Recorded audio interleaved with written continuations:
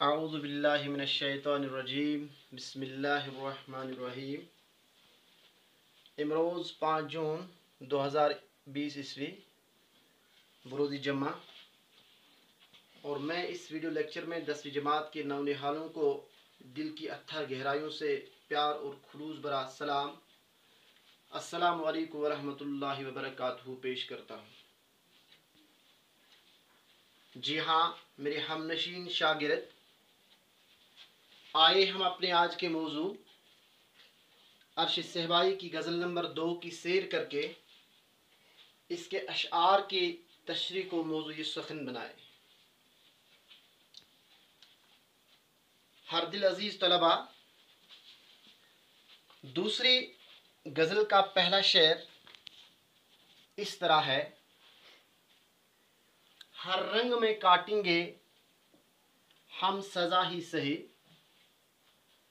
ہر رنگ میں کاٹیں گے ہم سزا ہی سہی، یہ زندگی کسی مفلس کی بد دعا ہی سہی۔ پیارے بچوں، دوسری غزل کے پہلے شعر سے نکالے ہوئے چند مشکل الفاظ یہاں پہ میں نے رقم کیے ہیں۔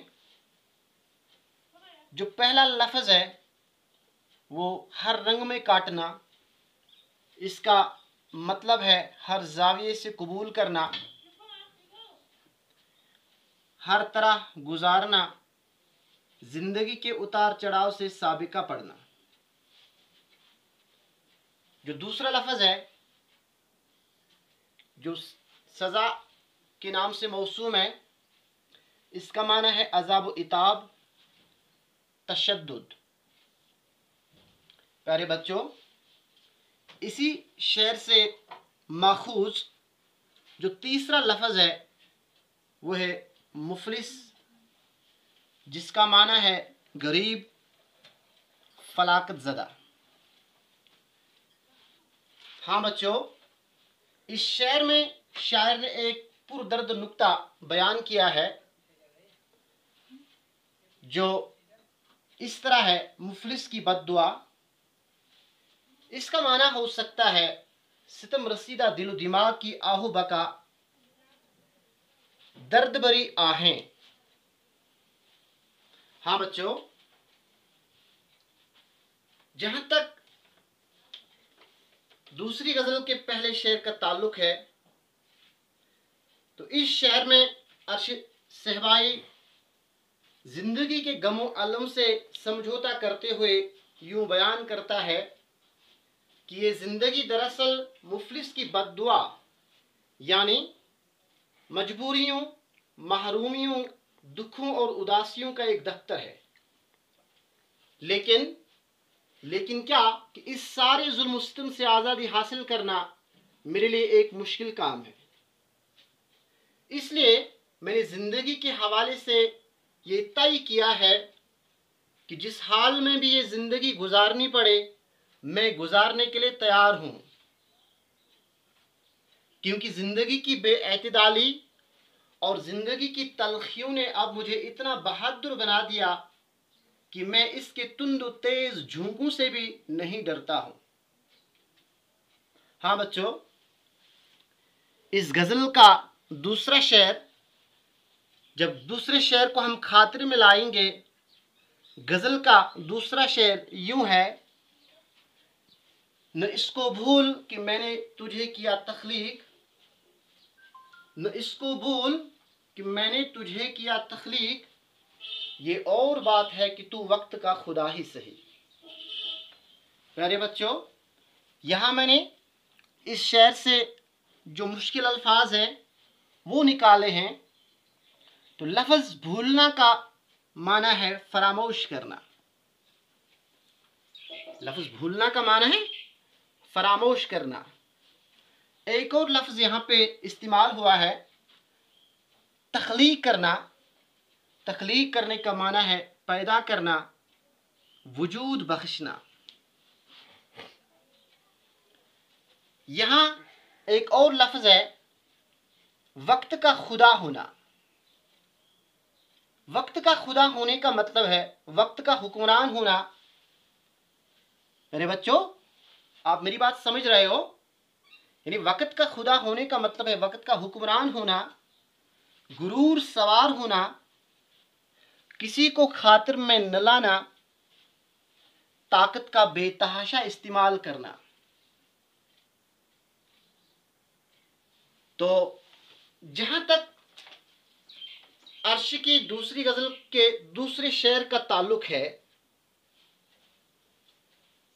हाँ बच्चों, इस शेर को अगर हम बैतुल गजल का नाम दें तो बेजान होगा, क्योंकि इस शेर के जरिए शायर ने धरती पर रौब जमाने वाले वक्त के हुक्मरान से मुखातिब होकर यूं कहा है, या वक्त के हुक्मरान से मुखातिब होकर यूं कहना चाहता है कि ए कठोर, ए संग दिल, गुरूर को छोड़कर जरा खाली की कायनात की बेपाया कुदरत को भी खातिर में लाओ।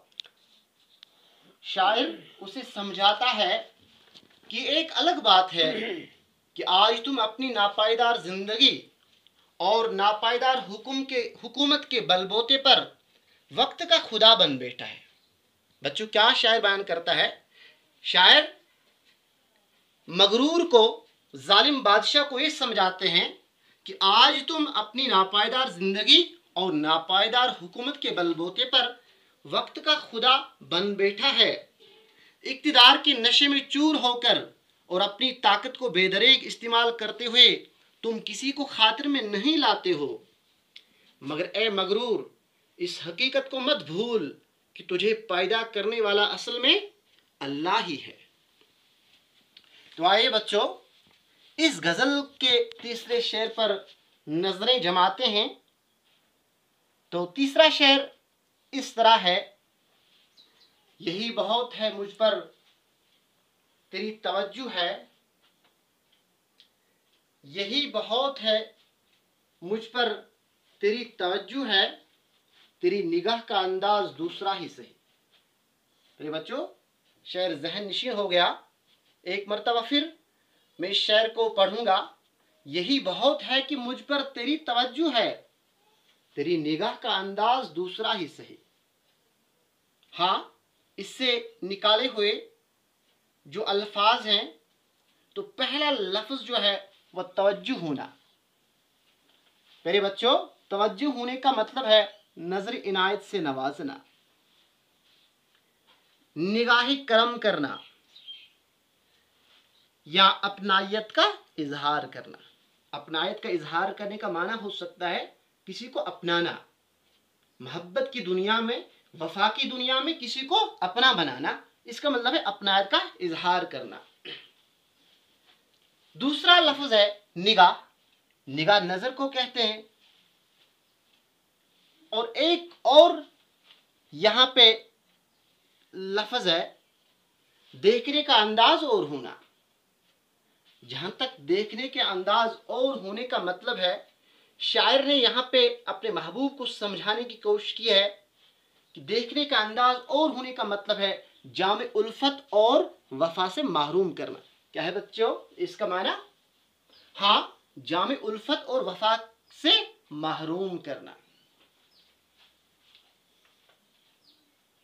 अजीज तलबा, इस शेर में शायर अपना मौजू बदल कर अपने मासूम दिलबर को मोहब्बत की गहराई का राज समझाता है। क्या है बच्चों? दरअसल इस शेर में शायर अपना मौजू बदल कर अपने मासूम दिलबर को मोहब्बत की गहराई का राज समझाता है।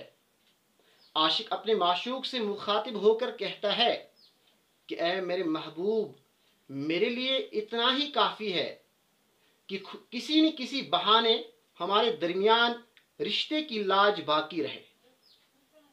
मेरे लिए ये बात गनीमत है। मैं इसी बात को गनीमत समझता हूँ कि आप मुझे अपनी तवज्जो का मरकज बनाए हुए हो। मेरे मासूम, हालांकि मैं जानता हूँ कि मुझ पर तुम्हारी निगाह करम और नजर इनायत नहीं है। तुम मुझे मोहब्बत और वफा की निगाह से नहीं देखते हो, बल्कि तुम्हारे देखने का अंदाज ही कुछ और है। यानी तुम मुझ पर जुल्म सितम और गीजो गजब के तीर चलाते हो। क्या बच्चे? शायर अपने प्यारे महबूब से कहता है कि तुम्हारे देखने का अंदाज ही कुछ निराला है, कुछ और है, यानी तुम मुझ पर जुल्म सितम और गीज़ो गजब के नश्तर यानी तीर चलाते हो, लेकिन मोहब्बत का शेदाई होने के नाते मैं इसी को अपने लिए आबी हयात समझता हूँ। क्यों? क्योंकि मैं मोहब्बत का दरअसल राही हूँ, इसलिए मैं इसी को अपने लिए आबी हयात तस्वुर करता हूँ। हाँ बच्चों, गजल का चौथा और आखिरी सरमाया सामने लाते हुए, गजल का चौथा और आखिरी शेर सामने लाते हुए इस शेर को हम यूं पढ़ेंगे, वो मेरी रूह में तहलील हो चुका है अर्श। अपने महबूब के हवाले से बात करते हैं सहबाई। वो मेरी रूह में तहलील हो चुका है अर्श, अगर वो मुझसे जुदा है जुदा ही सही। बड़े खूबसूरत पैराए में एक खूबसूरत अंदाज अपनाए यहाँ पे शायर ने अपने महबूब के हवाले से कि वो मेरी रूह में तहलील हो चुका है अर्श, अगर वो मुझसे जुदा है जुदा ही सही।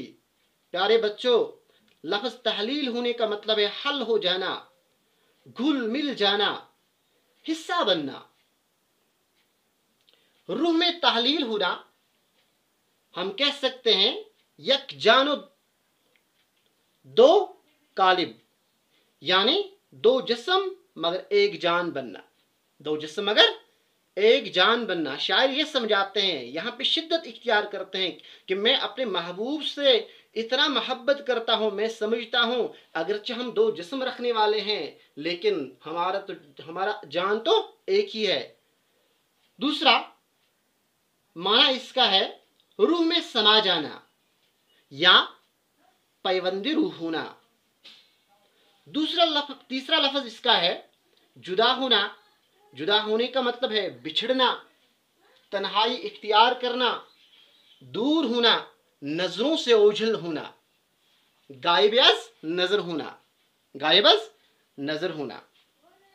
तो प्यारे बच्चों, दूसरी गजल के चौथे और आखिरी शेर में शायर अपने हमराज यानी अपने महबूब के शदीद और हकीकी मोहब्बत की हकीकत को यूं समझाना चाहता है। दूसरी गजल के चौथे और आखिरी शेर में शायर अपने हमराज यानी महबूब के शदीद और हकीकी मोहब्बत की हकीकत को यूं समझाना चाहता है कि दरअसल मेरा महबूब मेरी रूह में गुल मिल गया है, वो मेरी रूह का एक हिस्सा बन चुका है।